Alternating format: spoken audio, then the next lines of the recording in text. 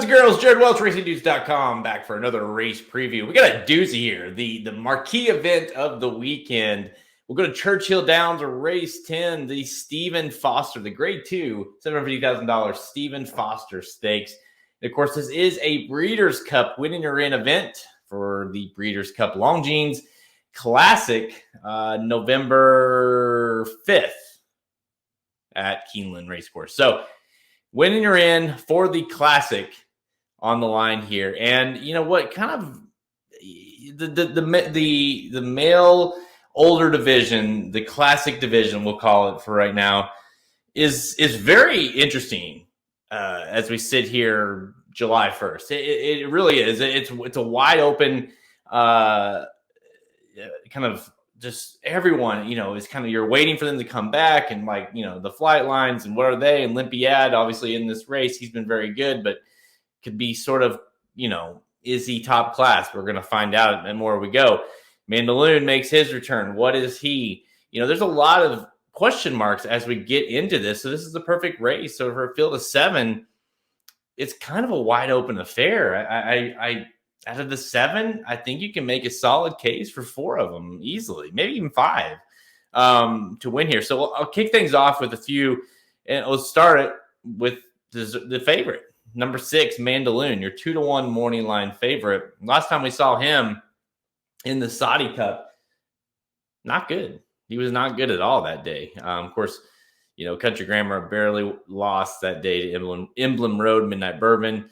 RIP, finished 3rd that day. It was not a great day for the Americans, and Mandaloun certainly did not run well. Prior to that, he ran a huge, really nice race in his return in Louisiana. Of course, quote unquote, won the Haskell, quote unquote, won the Kentucky Derby last year. So he's kind of been a controversial horse. Not really anything that he's done, but just a horse that is kind of been like, well, he didn't really win, but he did win. And I think he's good. I think he could be really good, but he still hasn't quite.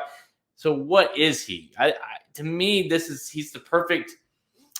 he's an interesting one because he certainly is a horse that can make a case. Obviously, we know how well Brad Cox has been, especially lately. Certainly a horse that could develop into a top tier Breeders' Cup Classic horse, no doubt about it. But if you're going to try to beat him, I think this is probably the time you do, based off of that poor effort in Saudi and the fact we haven't seen him since February. So he certainly could win.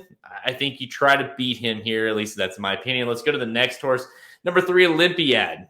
Number 5, he's 5-2, so second choice on the morning line. And what do you want? What do you want from this horse? The horse has done nothing but almost win every race. Especially, he's won the last 4 races in a row. He's 6 for 9 lifetime. He's been incredible. Now, again, like I said, he hasn't quite broke through into the big level. He did win the grade 2 Al Sheba last time, did it impressively, but he's doing it impressively. I think that's a key thing as well.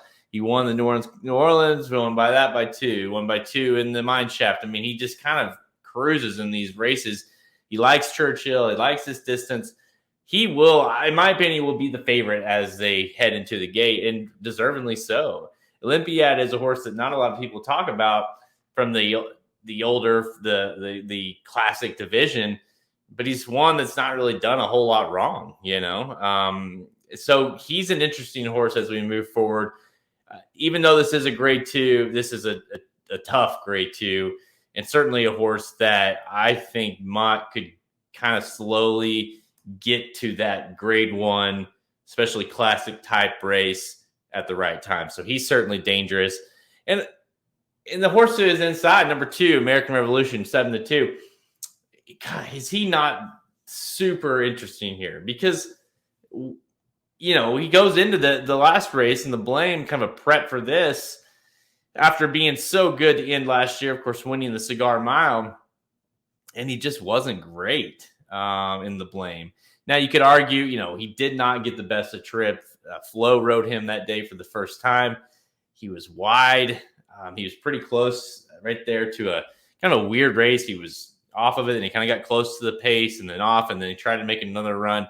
The pace was definitely not slow either. So it was a weird ride. Luis Saez has ridden this horse pretty much every race of his career. He's back to ride him here. I love the fact that he came in to ride here when he could have been riding at Belmont Park.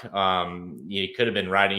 He had other options, right? So the fact that he's here to ride American Revolution is, to me, is a huge sign.